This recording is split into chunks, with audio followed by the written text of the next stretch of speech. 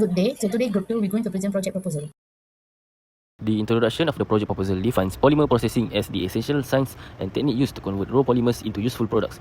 This section outlines three primary goals for the study: analyzing how processing parameters affect product quality, evaluating common manufacturing defects, and comparing the performance of various processing methods.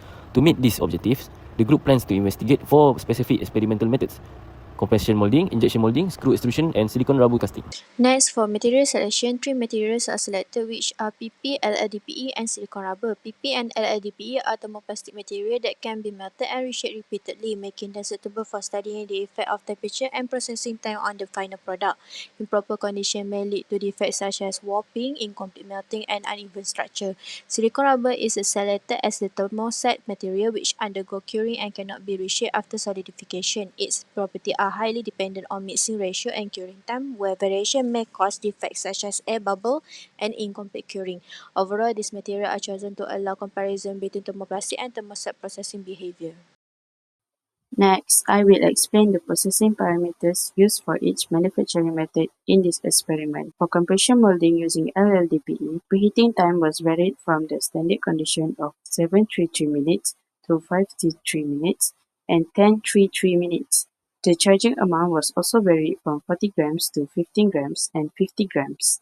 For injection molding using PP, the barrel temperature was increased from 190 degrees Celsius to 210 and 230 degrees Celsius, while the charging amount was varied from 42 grams to 25 grams and 47 grams. For screw extrusion, the melting temperature was adjusted from 180 degrees Celsius to 200 and 220 degrees Celsius, and the screw speed was increased from 30 rpm to 40 and 50 rpm.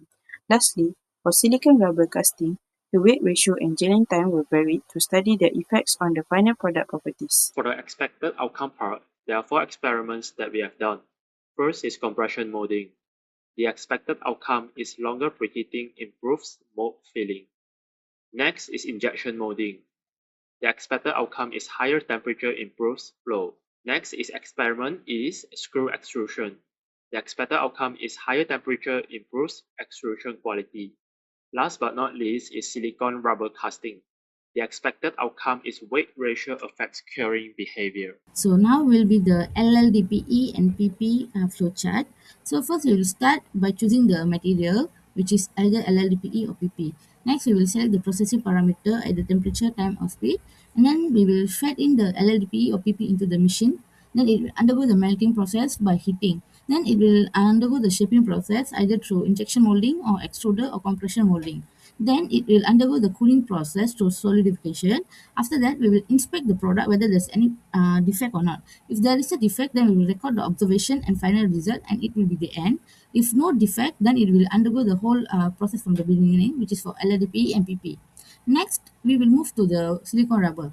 So we will choose the silicon rubber, then we will select the processing parameter, which is time and ratio. Then we will weigh the silicon rubber and hardener based on the selected ratio. Next, we will pour both into a cup. Then we'll start to mix and set timer together.